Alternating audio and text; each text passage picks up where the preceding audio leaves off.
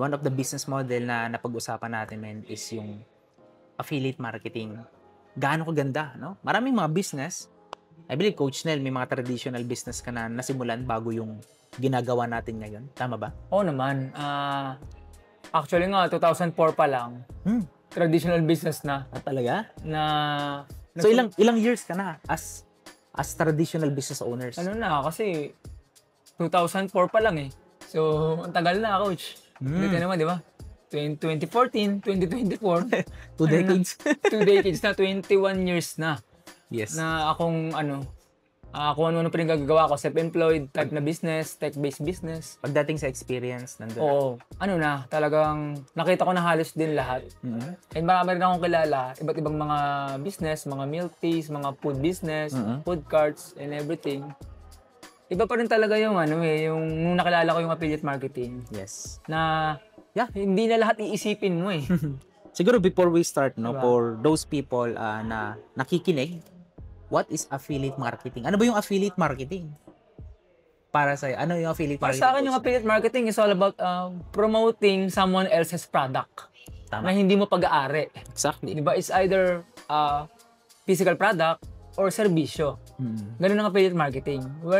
Wherein kung saan, ang kailangan mo lang talagang masterin dyan is all about marketing, content marketing, basta anything about marketing, effective promotion.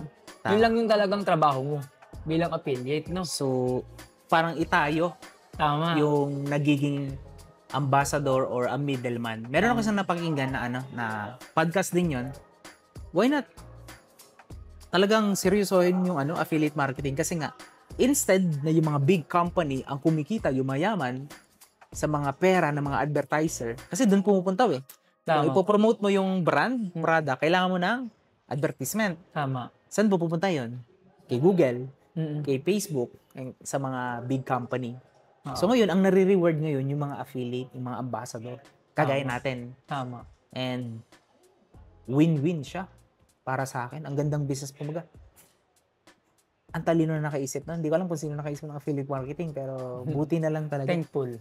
Nagawa yung business model na yun para matulungan din yung mga kagaya natin, mga content creator, coaches na nagsisimula sa online, nagbibigay provide ng value. So malaking help talaga kapag yung business model ng affiliate marketing. Yeah, so yun. Anong year ka nag-start sa affiliate marketing, Coach Nel? Actually, 2014, nag-start na ako dyan. Ano yung unang product na binibenta nyo? Mga digital din. Digital product. Kay Coach Edward din. Courses. Mga courses. Alright. It's all about paano mo ipopromote yung brand mo sa online. And kung meron kang existing products and services, magkaka-idea ka na doon kung paano mo siya ipopromote sa online. Kaya lang that time, hindi tanggap ng tao ang hindi tanggap sa Pilipinas yung na ang produkto is digital. Kapag meron kang business, legit yan pag may physical product na nakukuha ang tao. Ang alam nila dati, ang physical products, yung mga health and wellness, mga health packages, ganun yung common. Saka yung may marilisip kang mga pagkain, kung ano man. Di ba pag affiliate marketing is more on, ang digital kasi, is a form of product also. Yes. Diba? Na itong lately, itong mga 2020s na tinanggap yung ganung idea. Yeah. Diba? Software. Oo. Is a digital product. Yung mga OS na ginagamit natin sa mga computer, Windows, yung Microsoft Excel, lahat yan is a digital product naman. Android OS. So, I believe nandun na rin naman tayo, natanggap na talaga ng mga consumer, and dati pa rin naman, hindi lang siguro masyado silang na-educate sa mga product na yon, digital product. Pero right now, I believe sobrang aware na rin yung mga Pinoy na sobrang helpful talaga yung mga digital type of product. Tanggap na. So, yun. From 2014, almost parang magkasabayan lang tayo. Ganun din, mga 2013, 2014, until now. Affiliate marketing din yung ginagawa ko. And as an OFW before, na nagtrabaho sa Middle East, affiliate marketing business yung sa akin sumalba. Nagbigay ng breakthrough para makapag-for good, makauwi, and makapag-help din sa mga kababayan natin sa Langatawan. So, yun, no? para sa'yo, Coach Nel, no? Kung papipiliin ka, let's say, binigyan ka ng chance, no? Magsimula ng traditional business na ikaw yung gagawa ng lahat or magsimula sa affiliate marketing na halos nandiyan na yung mga dapat mong gamitin para ma-market siya ng tama. Para sa akin, mas maganda pa rin affiliate marketing. Kasi hindi lahat ng tao mayroong millions eh. Para magsimula ng malaking klase ng negosyo. Okay. Diba? Or mga 6-figure na budget. Ano bang negosyo mo before? Natanong ko lang. Dati kasi nagsisimula ka? Nung nagsisimula ako, yung nagbebenta ng mga computer parts. Business din yun, di ba? Yes. Nag-i-storage ka ng mga motherboards, mga memory, lahat ng parts ng computer na nagagamit. Pagka namin nasisiraan ng computer parts, ganun. Yun nga lang, nakarenta ako ng pwesto nun. Tapos, di ba? Tapos, order ako ng mga parts na pwede kong ibenta sa mga clients na nangangailangan ng computer needs. Mga ganun. Yun ang mga nagawa ko dati. And, nung time na yon, nung kumikita ako dun, natulungan ko rin yung mother ko na mag-put up ng food business. Kaya lang ang hirap din kasi nga, yung magulang mo, may edad na rin, di ba? Laging maagang gigising para mag-prepare ng bumili ng mga ingredients and magluto pa, di ba? Ang din although hindi ako yung gumagawa, nararamdaman ko yung ang hirap talaga eh. Alam mo yung ganun? Parang, yun nga, yung time mo, parang wala ka talagang freedom din na na time sa family, na instead na, di ba, dapat kasama mo yung family mo, kahit nasa bahay ka lang, pwede mong gawin. Kasi ganun lang affiliate marketing eh. Kahit nasa bahay ka lang talaga, pwede mong gawin. Yun nga lang talaga, it's all about mindsetting din, and yung tamang vehicle na napili mong affiliate marketing na salihan din. Tama. Kasi mahalaga rin yun eh. And sino rin yung nagpapatakbo kung talagang alam ba nila yung ginagawa nila. Kasi maraming ganyan, hindi rin naman talaga solid yung foundation eh. Kasi syempre, pag sinunod mo sila, most probably, hindi rin ganun magiging solid din yung magiging result mo. Kasi nga, hindi naman sila dun kumita ng multi-millions. So, malamang sa malamang, hindi rin ganun yung mangyayari sa'yo. Diba? Hindi ka tulad dito ngayon sa affiliate marketing na ginagawa natin, di ba? Kung pwede lang banggitin din yung company, di ba? So, we are thankful na we are blessed kasi nga, yung mga tinuturo sa atin, wala sa YouTube eh. Wala rin sa Google. Although may mga pahapyaw doon, pero it's not complete. Na pag natutunan mo yun, you have to put it all together, di ba? Sa Google, sa YouTube, tama naman, may YouTube University. They say it always na ganun. Meron namang YouTube eh, YouTube ko na lang. Well, hindi lahat kaya mo makuha ng libre. Yes. Ganun. Agree ko dun, no? Iba yun. And pagbayad talaga, iba. Talagang price. Kumbaga sa sobra pa dun sa kung magkano lang ang entry dyan, para lang turuan ka ng mga coaches na yun, sobrang siya eh. Sobrang grabe yung offer. Napakalaki nung nakukuha mong value versus dun sa panimula mo. Yeah. Na kayang-kaya ng mga Pilipino sa Pilipinas na magsimula. Kailangan lang talagang buksan yung isip. And tingnan yung bigger possibility ba? Na hindi lang yan yung pwede, hindi lang yung namamasukan ka, traditional na parang nasanay ka na 300,000 yung nilabas mo, mga food cart business. Di ba? Tapos hindi ka nga nagtanong kung kailan babalik eh. Tapos mag-affiliate marketing, ang dami mong tanong na samantalang, di ba? Hindi naman ganun malaki ang puhunan para sabihin mo na madidevelop pa yung mindset mo, yung skill set mo, heart set mo, and yung spiritual mo. Yes. Yun yung hindi nakikita ng karamihan. Kaya hopefully, makita rin ng mga kababayan natin Pilipino. Yes. Next na pag-usapan natin, Coach Nel, is what's working right now sa affiliate marketing. So, para to give you a context, no, si Coach Nel and me is nasa isang community na kung saan tumutulong kami sa mga kababayan natin na makapagsimula ng kanilang business. Kung meron man silang business existing, pwedeng pinandagdag nilang yung business na yun, or sa mga magsisimula, no? Ito yung ino-offer namin na vehicle, which is yung RevShare affiliate program. So, what's working right now pagdating sa affiliate marketing is yun yung mga isi-share namin sa inyo. So, para sa akin, siguro, unahin ko what's working right now sa affiliate marketing is, kung mag-affiliate marketing ka, kailangan right offer or product yung binebenta mo. Kasi magaling ka nga sa strategy, andyan nga yung mga audience, pero hindi naman tama yung offer mo, Hindi siya walang tumatangkilik, walang problem na naso-solve yung offer na yon, mahihirapan ka ring ibenta yon. Pangalawa is right skill na dapat mong aralin sa sarili mo. Skill or information na dapat mong malaman paano gagawin yung affiliate marketing. Importante kasi yun, yung skill pagdating sa ginagawa mo. Sa pagpatak mo ng negosyo, kami ni Coach Nel, galing kami sa mga iba't ibang traditional business. Mahirap talaga kapag wala kang kaalaman dun sa pinasok mong negosyo. Lalo na sa mga traditional business, no? Importante yung skill.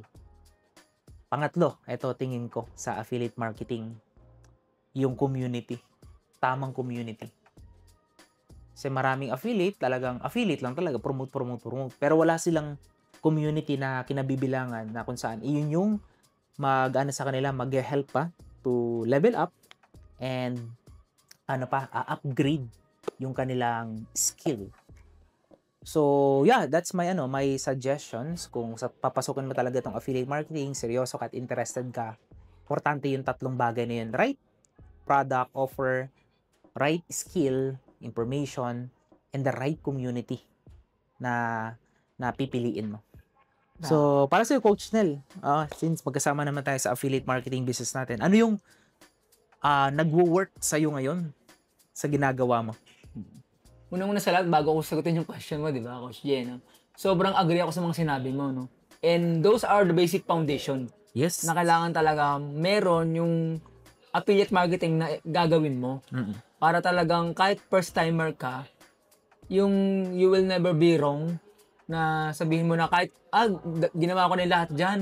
Pero parang wala pa rin nangyayari. Yung pala, may mali sa tatlo, may kulang doon, or may missing piece sa tatlo. Yung sinabi mo kanina, tama? Tama. May kulang doon. Kaya hindi ka rin siguro nagiging successful doon sa pinasok mong affiliate business na ganun. Yes. So, for me, what's working right now is, syempre, yung tinuturo sa community natin. Syempre, nasa tamang vehicle ka naman. Yes. Yung mga skills na mga tinuturo, kompleto naman. And para sa akin, huwag din natin kalimutan yung guidance din ni Lord. Yeah. Yun yung nag-work talaga sa akin kasi hindi naman kasi lahat nakakuha lang ng skills eh. Kumbaga, mahirap siyang ma-acquire pag walang guidance or clarity and wisdom galing kay Lord. Yes. Ganun. Kasi parang yun yung breakthrough ko. Ay, hindi parang, yun talaga. Yun talaga. Yun talaga yung breakthrough ko. Hindi parang, sorry Yun talaga yung breakthrough ko. Kumbaga, parang, noong una kasi ang feeling ko, ang galing-galing ko. Na parang kaya ko na yung lahat. Facebook ads, kaya ko yan.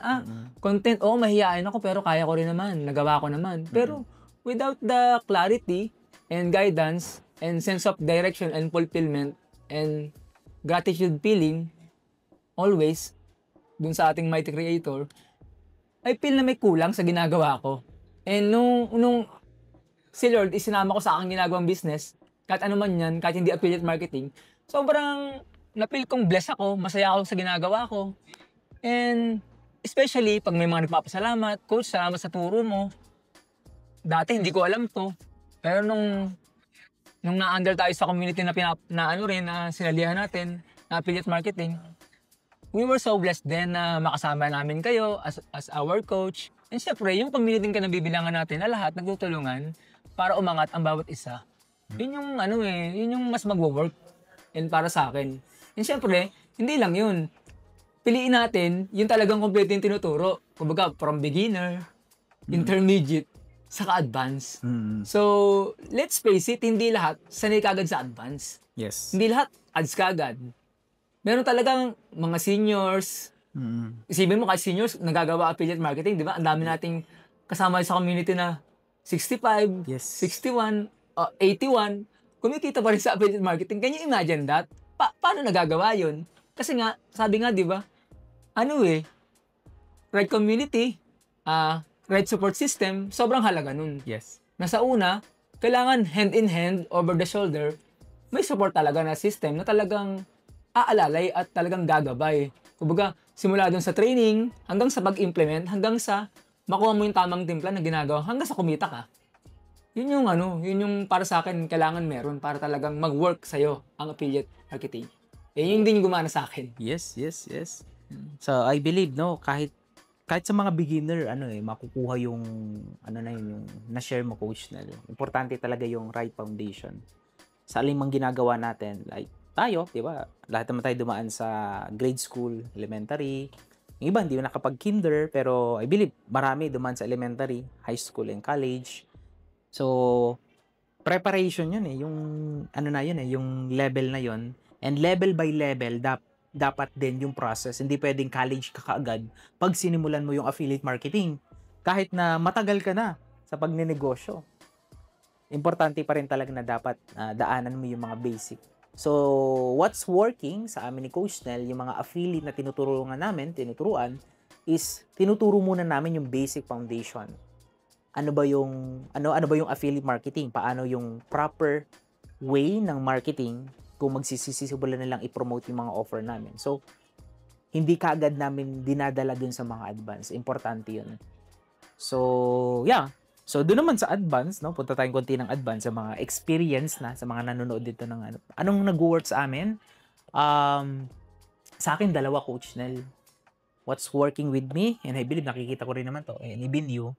Number 1 is personal branding. Show kung ano ba yung magiging assumption ng mga tao kapag nakita yung mga content mo. Uy, thank you pala sa content mo, Coach, ganito. Dahil dito, natuto ko ng ganito. Na-solve yung specific problem na matagal ko ng problema. Personal branding. So, meron ng assumption ngayon yung mga audience mo. So, ngayon, once na meron kang in-introduce na pwedeng offer or opportunity sa kanila or affiliate offer, is mas trusted ka na at papaniwalaan ka na nila. Kasi credible ka. Hindi ka nag-alok ng isang product na puputi ka, tapos ang itim-itim mo. Kumbaga, nagiging living testimonial. You walk the talk. So, doon na ngayon papasok yung number 2, which is paid advertising.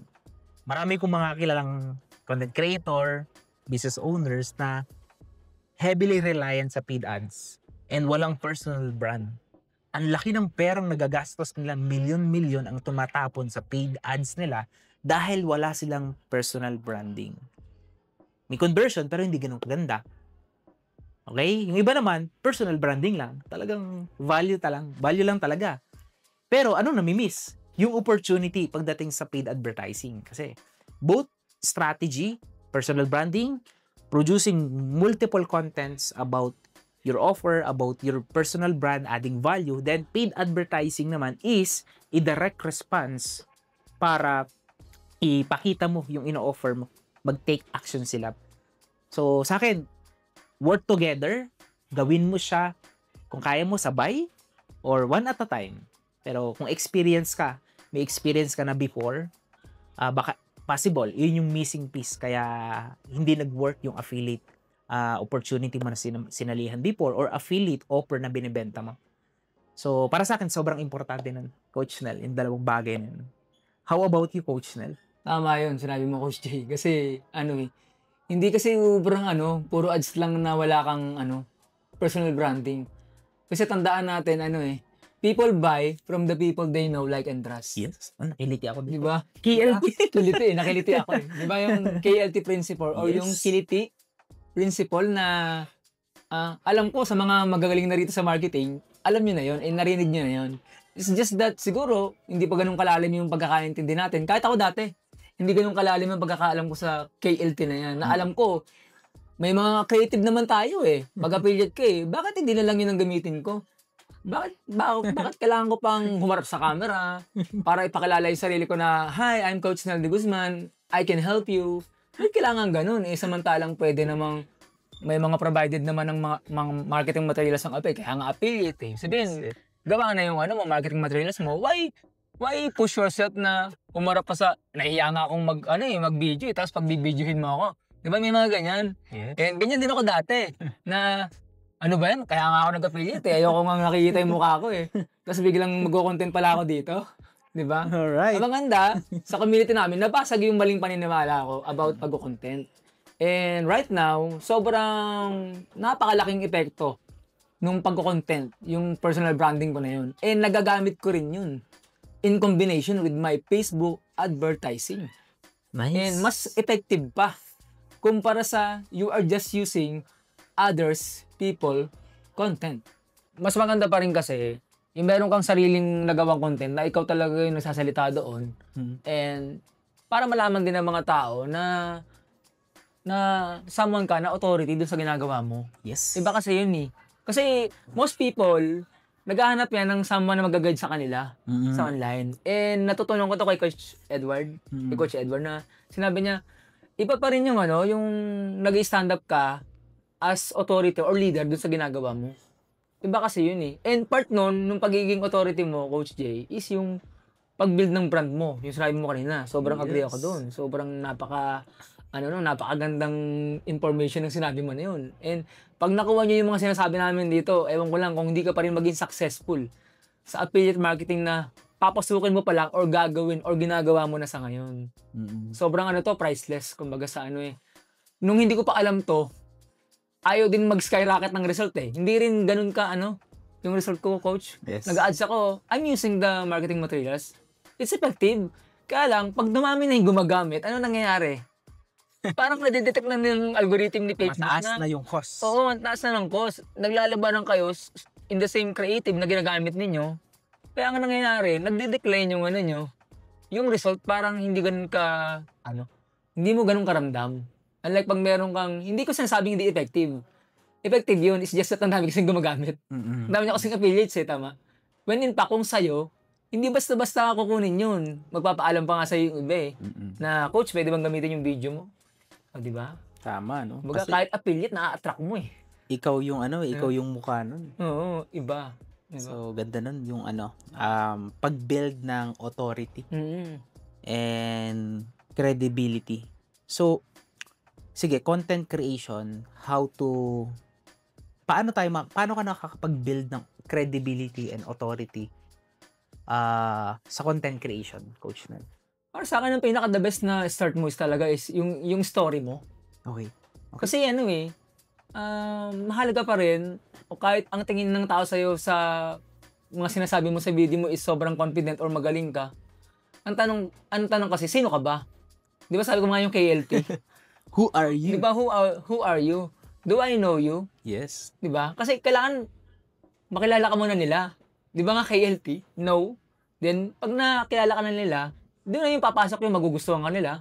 And sooner or later, eventually, they will trust what you are offering for them na makakatulong kung ano man yung struggle nila sa business nila or kung naghahanap man sila ng someone na mag-guide sa kanila through affiliate marketing or kahit naman hindi affiliate marketing, basta online business. It involves authority and anything na pagbebenta online. Tama. Authority and marketing pa rin. Yes. Diba? Kasi maganda yung authority o organic. Pero syempre, mas maganda yung sinabi mo, Coach, combine mo sa paid ads. Mas the best yun. Kasi hindi mo na ma-maximize You are missing out. Yes. Diba? You are missing out dun sa potential mo pa na mas ma-maximize yung... Kasi at the end of the day, huwag tayong maglokohan. Kailangan pa rin natin kumita. Yes, we have to be out there, di ba? Doing contents para makatulong sa mga tao and magbigay ng value and para makarelate sila sa atin. Pero at the end of the day, kailangan mo pa rin mapakain yung family mo. Yes. Kailangan mo pa rin makatulong sa mga mahal mo sa buhay. And yun naman yung reason kung bakit tayo nagpapakirap sa buhay. Yes. Hindi lang naman yung ganun na always lagi lang din giving, di ba? Siyempre, we are getting paid as affiliates by solving problems ng mga ibang tao. Yun yung maganda rito Yun yung nakakatuwa. Ikaw yung kumbaga, yung mga affiliate, yung naging tulay, a bridge para ma-discover yung product. For example, yung product discovery. Itong product na to, sobrang ganda. Sobrang daming or potential na pwedeng ma-solve talaga or nakaka-solve ng specific problem. Tapos, hindi marunong yung gumawa ng product.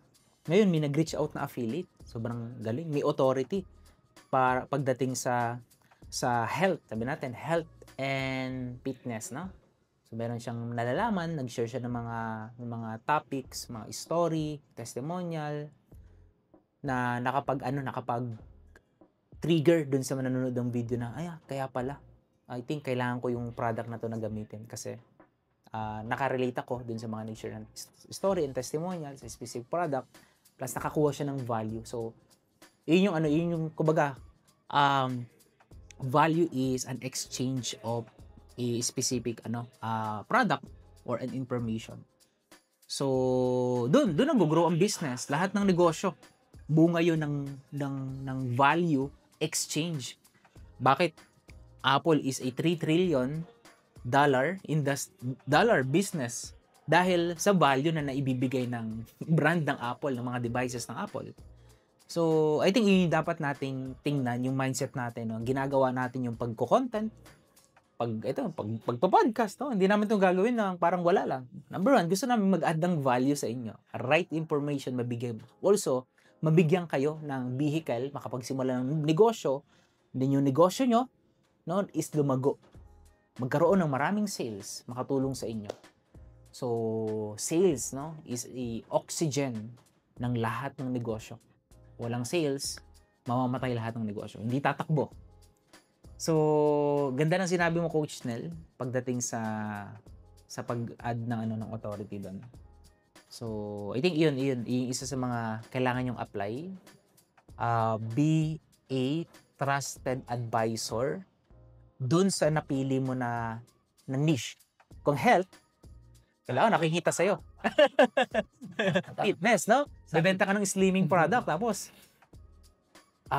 napaano lang bibiling ko ba to or hindi? Kasi yung nagbebenta, hindi nakikita.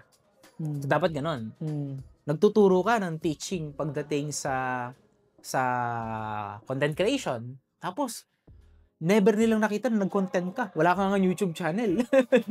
Tapos sabi mo, sa content creation, kailangan YouTube channel and consistent sa pag-upload ng YouTube channel. Mga content. Hindi rin siya connected. So, kailangan yun. Yung bagay na yung kailangan yung tingnan. So, ayun, sa content creation ng Coach Nel, ano yung mas pipiliin mo? Viral content or a content na merong high impact dun sa target audience mo? I will prepared pa rin yung high value content na malaki yung impact. High value. Good. Kasi mas gusto ko yung may makukuha sila. Hindi yung na-entertain lang. Yes, magandang entertaining na content. Maganda yan. And maraming yumayaman dyan. Maraming nagiging milyonaryo dyan and multi-millionaire dyan. Tama? Monetize. Tama. Okay. Oo. Kaya nga marami ding aspiring na content creator na para mag-monetize kay Facebook. Walang masama doon. Walang masama doon. And maganda ring paraan yun. It's just that yung iba kasi nagiging OA na. Hindi sa nagiging OA na minsan nga hindi mo na dapat binibidyo mo pa. Di ba? Parang wag naman ganun, di ba? Di ba? Yung privacy natin yun. Diba, mas gusto ko pa rin something na may uuwi ng tao talaga as in take away na magagamit mo sa buhay mo. Yeah. Para mag-improve yung life mo, yung paniniwala mo kay Lord, kung paano mo ginagawa yung pagtulong sa mga tao. And magagawa natin yun through providing something na content na talagang alam mong mai-apply ng tao sa buhay niya. Na hindi lang yung napanood ko lang, then after that, wala na. Nakalimutan ka na. Oo, parang sumaya ako, oo. Maganda yun. And nakakasolve din ng problema yun. Kasi yung mga stress, mga malulungkot, napapatawa mo. Meron akong isang comment na nabasa, Coach. Diba? Sabi niya, may time na iniisip na niya na parang suicidal thoughts. Kasi yung negosyo niya nalugi, bumagsak, lost siya. Meron ako isang content na ginawa about dun sa marketing, about dun sa problem na na-experience niya. Nung napanood daw niya yung specific video na yun, nakatulong para ma-solve. So, nawala na. Kumbaga, sobrang blessed ako na ako naging instrument na ginamit ni Lord para makapag-create ng isang video na makakapag-remind sa kanya na may pag-asa pa. And yun yung sobrang malalim na reason why kaya ako and I believe yung mga content creators din talaga is ginagawa yung passion nila na mag-add ng value. So nararamdaman ko yun, especially sa mga content creators talaga na talagang nasa YouTube, nasa Facebook na goal, main intention is to help and inspire yung mga also syempre ma-lead din kay Lord and maging example, maging vehicle para makilala si Lord, si Jesus Christ, no?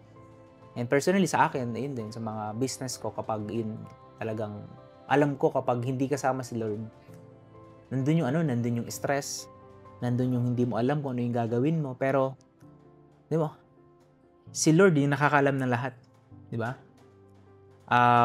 I believe nasa Bible yun sa Philippians, no? You can do all things through Christ, no? Laking bagay, no? Na meron tayong pinagsosurrenderan, meron tayong hinihingan ng strength and wisdom. And sa akin personally, hindi naman sariling galing yun yung alam ko yung skill na to.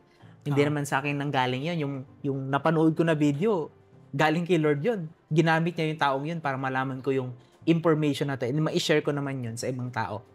So, ganun ko tinitingnan yung content creation. Hindi siya talaga sobrang technical. So, yung mga nalalaman ko personally is galing yun sa ibang tao and yung wisdom na yun ng tao na yun is galing kay Lord.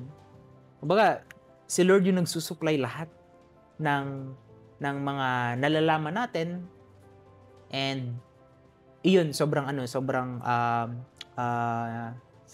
naniniwala ako dun 100% na hindi ko magagawa lahat ng bagay na meron ako kundi rin sa tulong niya.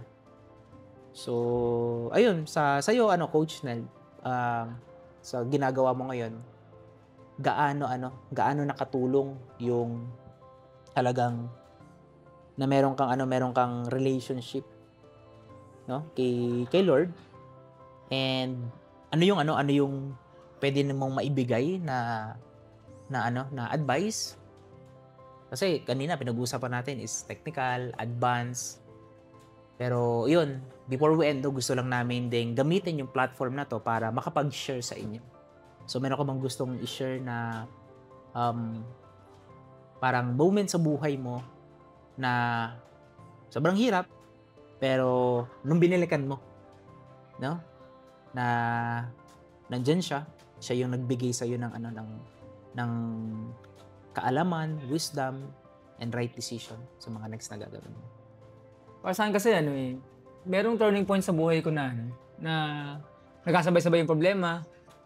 Yung na-upstroke yung father ko, yung kalahati ng katawan na-upstroke. So, pag ganun kasi ang nangyayari, alam mo may parating na gastos Mm-mm. And syempre hindi lang yung gastos. Kung makakasurvive ba yung father mo. Buhay. Yung nag-aalala ka, yung balisa ka na, worried ka na. Sa mga ganung pagkakataon, ang iniisip mo rin kung capable ka ba financially para ipagamot. Ganun. Kasi hindi ka pwedeng umasa sa ibang tao pag may problema sa family na ganun. Yes. Yun ang pinakamahirap sa lahat pag dumating ka sa point na ganun na hindi ka handa. Kung may mga ganung mga pagkakataon. Nung time na yun, sobrang turning point yun na kailangan i-acknowledge mo na si Lord yung magpapatibay pa rin sa'yo in those times of pagkakataon sa buhay mo na ang hirap, na parang hindi mo alam kung kanino ka hingi ng tulong. Hindi ka sanay humingi ng tulong. Kasi hindi ako sanay na humingi ng tulong sa iba Sanay ako na ako yung nagsisolve ng problema, ako hinihingi ng tulong. Yes. It's not the other way around. Kaya parang ang hirap para sa akin na ganun.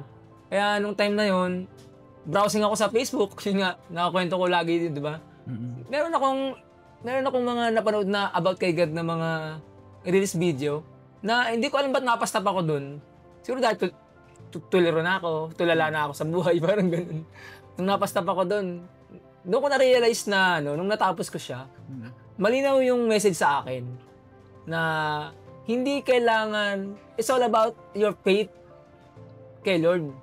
Hindi kailangan makita mo yung bigger picture Kumbaga yun yung unang step. Maniwala ka. Yes. Na things will going to be fine through His guidance. Na kailangan, i-acknowledge mo na siya lang din yung magbibigay sa'yo ng tamang mga pagkakataon, tamang mga tao. Kasi hindi naman yan babagsak sa'yo na kailangan mo ng pera. Hindi ganun Diba? Ipapaisip sa'yo, bibigyan ka ng tamang direksyon, i-guide ka niya, clarity ng mind sa mga pagkakataong balisa ka, na possible kung ano gagawin mo sa buhay mo na hindi maganda. Dahil nga, si Lord, ina-acknowledge mo siya, nakilala mo siya, nagiging malinaw pa rin yung ginagawa mo mga decision sa buhay, na leading into maganda rin yung magiging outcome. Yes. And thank God, naka-recover si Father. Although, it means a lot in my current financial situation. Pero hindi naman ako nagsisisi. Kasi nga, yung father ko naging okay naman na, kahit pa paano. Hindi na nga lang sobrang normal, mukha nung una. Pero I'm thankful na na-survive. And syempre, thankful na na-survive. And ang pinakamahalaga nga, nakilala ko si Lord. And nung sa affiliate ko rin kasi coach, nahirapan din ako magka-result. Kumbaga, yun din pala kulang. Divine intervention. Kumbaga, yung paniniwala kay Lord. And nung nagsimula yun, yung result ko, nagtuloy-tuloy na rin. Diba? Hindi mo ganun kalaki monthly, di ba? As you know, di ba? Hindi naman ganun kalaki nung every month yung kinikita ko sa affiliate marketing natin. Pero after that, after 4 months or 5 months, biglang almost 6 digit every month na yung ano ko, kinikita ko sa affiliate marketing. Can you imagine that? Kung ako lang parang hindi ko kayang gawin eh. Pero through His guidance, parang binibigyan niya lang ako ng mga hint kung anong content yung kailangan kong i-shoot. Di ba? Kung ano yung mga kailangan sabihin. Parang nagpe-pray na lang ako, Lord. Kayo na lang ang magsalita para sa akin. Kayo na lang yung mag-ano ng mga words. Minsan nga kahit may script ako, hindi ko nasusunod eh. Dahil nga, si Lord yung nagbibigay ng intervention para bang na-deliver ko ng mas sobra pa sa best ko. Tama. Yun, grabe siya. Iba siya gumalaw si Lord. Iba. Tama. Yung inakala mo na alam mo na lahat, pero once you ask guidance and wisdom kay Lord. So, may mga time din na ganun talaga sa buhay ko na parang hindi ko alam yung next na sasabihin ko, hindi ko alam yung gagawin ko, pero pikit ka, pray ka, ask ka ng guide. Hindi ko sinasabing magic kasi siya yun eh, siya yung kumilos nun. So, kaya talaga na importante yung malalim, no, na relationship, no, and yung totoong faith natin. And lahat, no, marami namang negosyo ako. I tried multiple businesses. I failed multiple times, no. So mas marami nag-fail, pero pinaka-importante kasi sa failure is the lesson. Gaya ni Coach Nel, yun, ganun din ako, parang ayoko mag-ask ng help sa mga ka-church namin before. Brother, baka matulungan ka namin, pag-pray ka namin, punta kami sa bahay niyo. Kasi that time, during the pandemic to, may company kami, and our company, we have a 50 plus employees, and they close. So, malaking pera yung need na kailangan talagang gamitin para ma-recover. And then, kumbaga, I lost everything that time during the pandemic.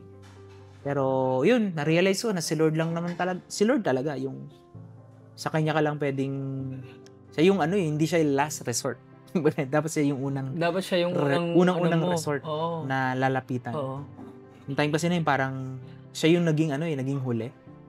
So na-realize ko lang talaga na nung talagang naramdaman ko yung nung time na parang konti na lang talaga, zero balance na. Kahit yung bahay namin na benta, yung isang sasakyan namin na benta, marami ring mga utang,